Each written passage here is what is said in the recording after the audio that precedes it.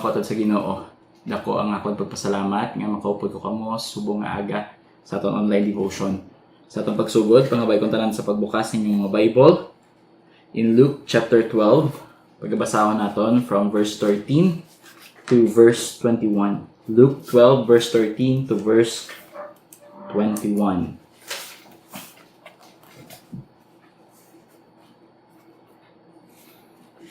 Sugod ko sa pagbasa. Nabasa po sa Ginoo. And one of the company said unto him, Master, speak to my brother, that he divide the inheritance with me. And he said unto him, Man, who made me a judge or a divider over you? And he said unto them, Take heed and beware of covetousness, for a man's life consisteth not in the abundance of the things which he possesseth. And he spake a parable unto them, saying, The ground of a certain rich man brought forth plentifully, and he thought within himself, saying, What shall I do? Because I have no room where to bestow my fruits. And he said, This will I do. I will pull down my barns and build greater, and there will I bestow all my fruits and my goods. And I will say to my soul, Thou hast much goods laid up for many years. Take thine ease, eat, drink, and be merry. But God said unto him, Thou fool, this night my soul, or thy soul, shall be required of thee. Then whose shall those things be which thou hast provided? So is he that layeth up treasure for himself, and is not rich toward God. Before kita magpadayon mga metanay, let's pray. Our gracious God, Heavenly Father, grateful gid kami sa pagpukaw mo sa amon subong adlaw. We pray nga gamiton mo imong pulong sa pag-guide sa amon kag pag-mold sa amon into becoming more like you. Thank you, Lord God, sang imo kaayo katutom. Kabay Ginoo, ikaw lang gyapon na may maya sa amon life choices kag sa amon pag-deal or pagtulok Ginoo sa amon nga kabuhi subong. Thank you, Lord God, and again Ginoo gibalik ta amon sa imong pagdayaw kag pasalamat. Just sing pray. Amen. So, ang aton title subong nga morning devotion is Living with Purpose. Aton topic is seen in Luke 12:13 verse 21. So, kung naton bala sa aton nga ginbasa, may ara di circumstances nga natabo kay Jesus Christ, no? Nga kundiin ginagamit ang among oportunidad nga tani para sa iya ko galingon, para ma-learn niya about sa Ginoo, about sa pag-iugma sa Ginoo, about sa kaluhasan. Instead, gingamit niya ng among oportunidad para sa iya ko galingon. Kaga mo na ginbutang niya si Jesus Christ sa circumstances nga kundiin nga panghambal niya kay Jesus Christ nga buligay ko Jesus or palihog hambali, no? Ang akon nga utod nga ihatag niya sa akon ang akon inheritance, no? Hambal niya sa verse 13, hambal niya, Speak to my brother that he divide the inheritance or with me, no? So I don't know kung anong circumstances nga miara sila nga magulutod apang makita naton that nakita ni Jesus Christ ang tigipusoon sa amoning individual. That's why he deal with the heart, no, sa amoning nga person. Kaya ang iya nga focus diri is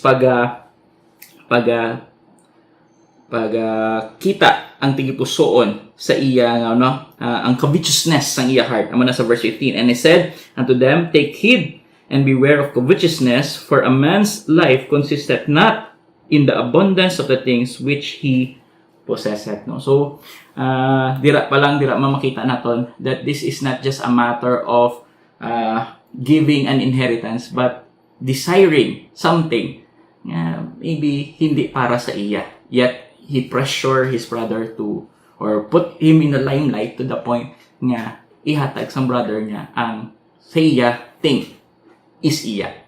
Here's the thing nga gusto ko nga emphasize sa amo ning nga duwa ka butang, no? Kay pagkatapos ang amo ning nga conversation, naghatag si Jesus Christ ang parable about a certain rich man, no? Nga kundiin nga damo siya sang natipon to the point nga hindi nakaigo siya barn. Then he decided to take up the barn, destroy the barn, kag magpaubra sang bag-o, kag punon niya na, kag ang imuon niya malaylo na siya, mapatawhay na siya kabuhi. Kaya anyway, damo na siya, kag he have enough for more years, no, to come. Pero basta Ginoo, ti, kung kuwaon ta kasubong, kung patsyon ta kasubong, ti, para di na lang na. You know what? Kung ito na itong bala, amugin mo na nga itong kabuhi, no? Our life has no assurance that there is another tomorrow. Wala ta kabalo kung saan kita kuwaon sa Ginoo. That's why, instead of focusing on things earthly, we focus on spiritual things. Kag amo ning gusto ko pagatutukan naton subong aga, no? Subong aga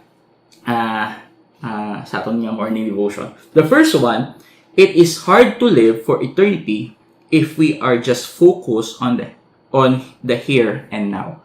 Kag matuod na, kung ikaw bala naga-focus ka lang sa kung ano ang nakatabo, kag kung anong miara kasubong, kabudlay magtulok sa future. Kabudlay magtulok sa heaven.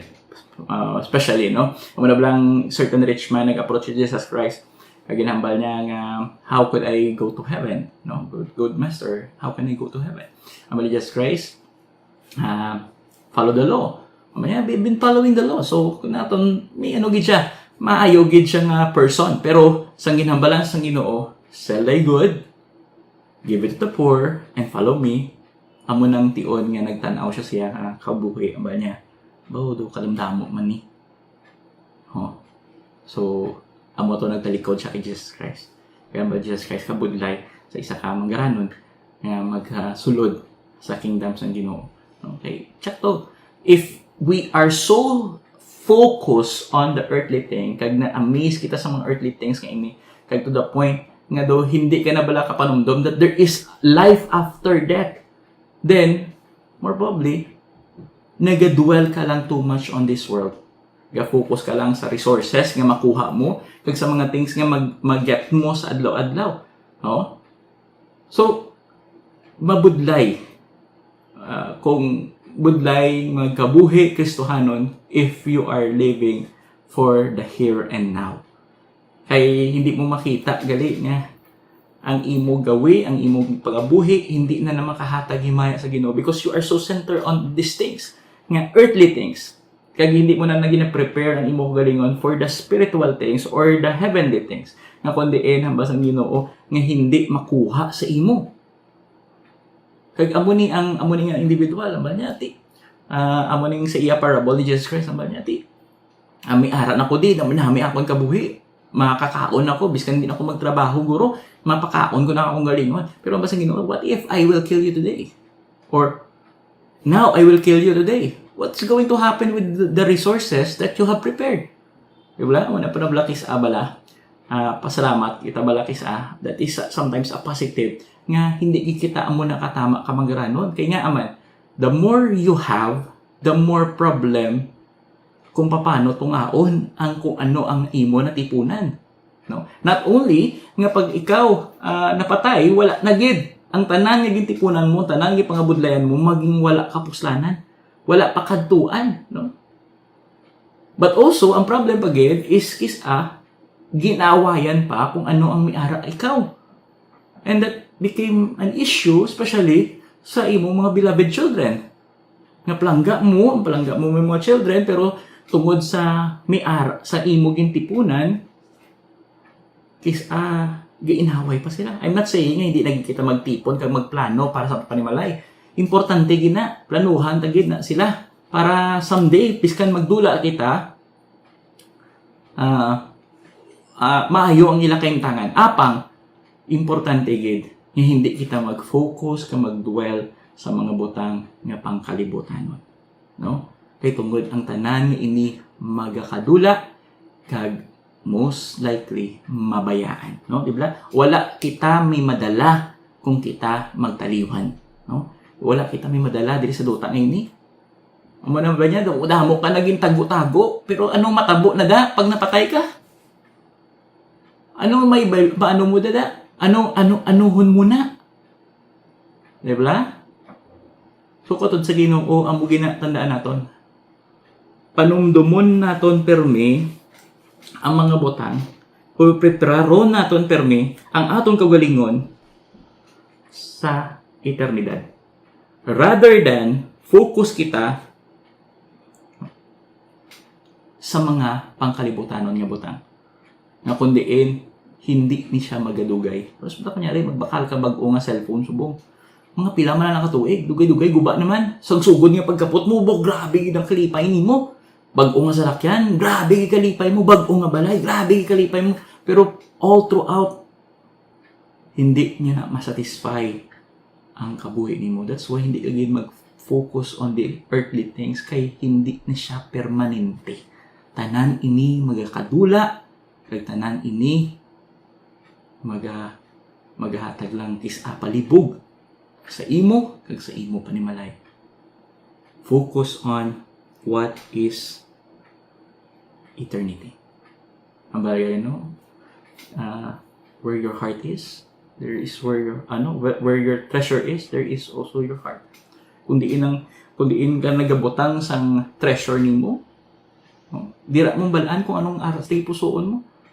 Kung nag-invest ka too much on the earthly things, like mga bagong nga salakyan, mga bagong nga balay, bagong nga tapos amo nang gamba mo, ay, I'm successful because of all these things that I have. Believe me, kautot sa Ginoo, hindi ka niya na masatisfy. Because the only thing that will really satisfy you is God. And He alone could give you satisfaction. And later on, ang tanan ni mo nga investment, ang tanan ni mo nga ginhimuan, maging wala pulos. Kaya tungod sa imo pagtaliwan, ang tanan ini mabilin. But if you invest something in heaven, ang basa pulos sa Ginoo, hindi gina makawat, or hindi gina madunot, hindi gina madula, kag hindi gina malipatan. Amo na ang aton Ginoo. Kung anong ginhatag mo para sa iya himaya, hindi niya gina pagkalipatan, ihatag niya gina. His reward is prepared for you. That's why hindi kita mag-focus sa mga butang diri sa kadutahan. No? Appreciate what you have. Be blessed of what you have. But never give so much value on those things. Because the only thing that truly has value is the God whom provided that for you. So, kung sa Ginoo ang mugilano, hindi mo ni makita ang mga butang kung hindi mo pagbaguhon ang imo panimentasan, ang imo paminsaron. Hindi mo na ma-appreciate ang oportunidad nga mahimaya ang Ginoo, oportunidad to glorify or magnify God by giving or by your work kung nag-focus ka too much sa kalibutan. Amo man na with regard sa imo nga circumstances. Like kunyari, kung may mga pagpilaw, kung ang imo focus is heavenly, eternity, then hindi kaya mag-allow sa kung anong pagtilaw nga mag-abot sa imo to hinder you to focus on that. Diba? Kung may mga people nga nag-criticize sa imo, may mga people nga nag-himo sang kalainan sa imo, diba sa una, mga Kristohanon, sakripisyo gid sila, grabe ang ila pagtilaw, may mga kundiin nga ginasakit sila, ginapatay sila, tanan, ginastrip sila sa kung anong may ara sila, ginakawat ang mga things sa mga sila, padayon sila gyapon sa panglakaton sa Ginoo nga aman. Because balaan nila ang tanan nga may ara diri. Halin na tanan sa Ginoo. Kag kung kuhaon man sa Ginoo, iya na ya. Ang importante, preparado ko sa pag-atubang sa Ginoo. Kay tungod, ang tanan nga resources ko, iya sang Ginoo. So, amo na bala, I really appreciate people who have that certain concept sa kabuhi. Nga kundiin, wala sila ga-focus sa amo ni mga butang sa mga earthly things. Yes, pangalo lang niya, pang live by. Pag may kwarta ka, praise the Lord. Kung may salakyan ka, praise the Lord. Kung may balay ka, praise the Lord. Praise the Lord. It means ginatagan ka sang Ginoo sang iya bugay. Gamita ina kaga para sa himaya sang Ginoo. Kung sobra, it means may plano ang Ginoo nga gamito ng sobra para sa iban nga butang. So, be sensitive sa balaan niya espiritu. Gamita para sa iya bulaton. Actually, the resources that you have is an opportunity to serve the Lord. Diba? Ang mga people nga generous gid sila katama. Kag makita mo gid sa ila tigipusoon, kag sila panghambalanon, na kundiin hindi nila ginapanomdom nga may utang nga loob ka sa ila. Tungod sa ilay panghuna-una balangin nila nga ang tanan nga ipni halin ni tanan sa Ginoo. So instead nga pasalamatan mo ko, pasalamati ang Ginoo. Kay tungod gin pasubrahan niya ang para sa akon para may ihatag man ako sa buluhaton niya. No? So amo na no. Focus on that. Focus on heavenly thing. Focus on eternity, no?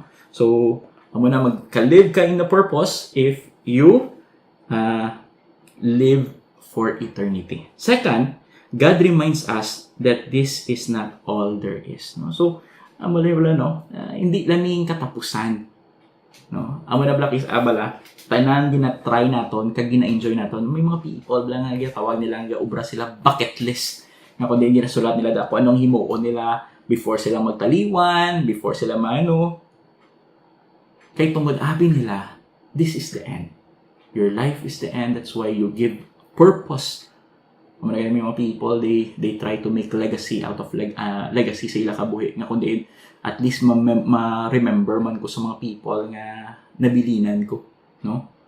Pero the thing is, wala sang taho nga mapabilin sa panguna-una sa isa ka tao. Kaya ang isa ka tao, madula man sa, no? Malagani may mga people nga, yes, nagput sila imprint sa kalibutan, but not all people knows them. Not all people will remember them. Ang kilala lang sila sa field nga kundi sila naging blessing. Kunyari, sa math, sa science, sa engineering, no? They will be named dito sa mga books na ginahatag sa mga estudyante. Apang after that, they will be forgotten.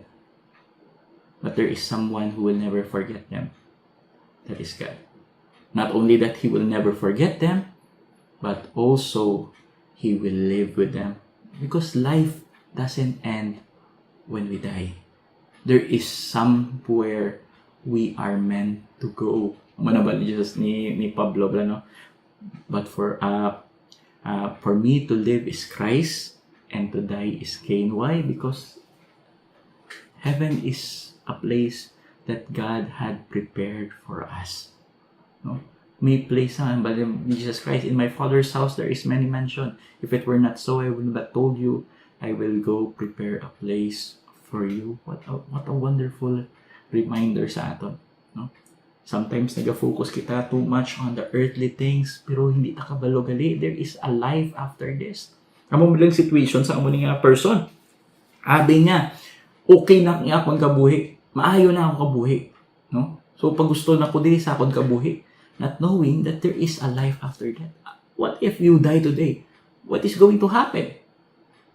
So question, are you investing for your future? Are you putting more effort on eternity rather than the earthly things? Are we living with a purpose? Are we putting a lot of effort sa pagpreparar naton sang aton kahimtangan dito sa kalangitan? Later on, we will be crowned. No? Ang basa po lang sa Ginoo that He will crown us based sa aton nga gimbuhatan para sa iya. No, so amo ni ang aton nga pabuton. Nag-discuss ko sa last time sa mga kababayenhan, no, sa mga amon mga ministries, sa amon discussion amba ko sa ila that ang retirement nakon, ang retirement plan ko hindi sa duta. Kay tungod until guro hopefully sa bugay lang gid sa Ginoo, not my own effort, no. Kay hindi ko niya kabalo ko anong future nakon, pero amo ni akon handom that until buhi ako, maalagad ko sa Ginoo. Kag amo man ang handom ko para sa tanan nga kautod ko sa Ginoo. Nga tanan kita until mapatay kita.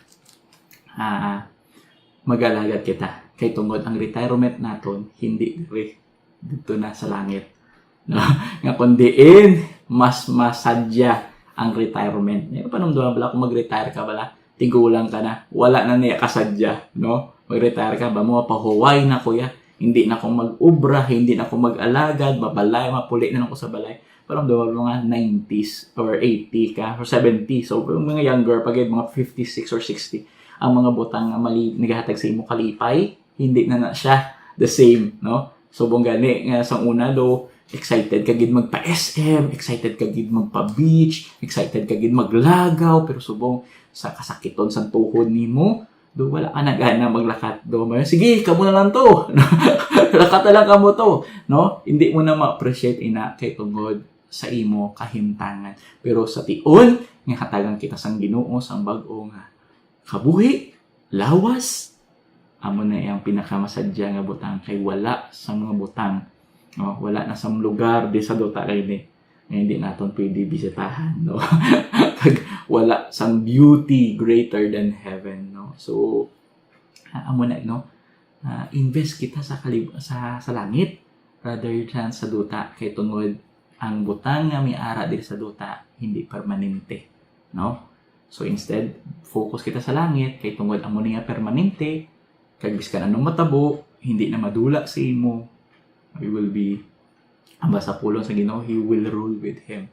Panong na pala, no?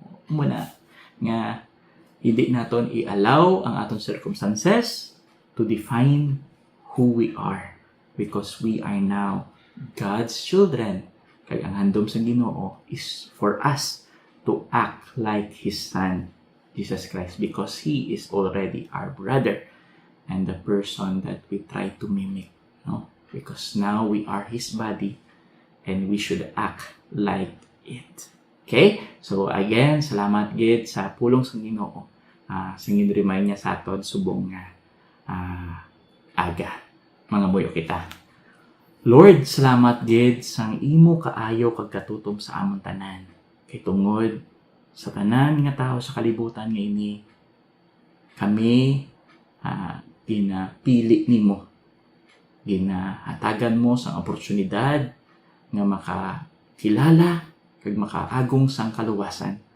I pray lang, Lord God, na i-appreciate ginamon kag pasalamatan ginamon day to day, Ginoo, ang pagpakamayo nimo, ang imo kaluwasan nga ginaman sa amon. Kaya ang amon destinasyon subong hindi na sa kalibutan or mga butang na pangkalibutanon or ang impyerno, kundi ang kalangitan nga kundiin nga may matuod nga kalipay. Kag kung may ara man subong nga nagapamati sang amon ning kamatuoran, kag wala pa siya nakahatag sa iya kaugalingon sa imo, hindi niya panahangpan ang kaluwasan, I pray, Ginoo, nga ilabuta siya, Ginoo.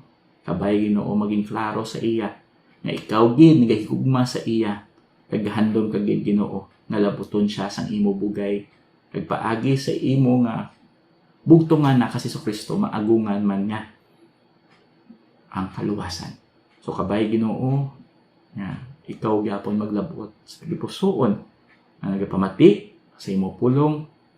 Ang kabay, Ginoo, subong gidayon magadesidar ang amo nga individual nga siya gid, Ginoo, magabaton kag magakilala sa imo biyang iya personalas, so that he will invest or she will invest ang iya kabuhi sa imo gid, hindi sa duta or sa taho sa ila or sa kabuhi nga may ara siya subong, kundi mag-invest siya, Ginoo, sa mga eternidad nga butang nga matuod nga magapabilin kag magahatag sang matuod nga kalipay sa tagsatasa sa amon. Thank you, Lord God, and sa liwat, Ginoo, ginabalik namon sa imo pagtayaw kag pagpasalamat. In Jesus' name pray. Amen. Again, mayong aga and God bless sa tanan.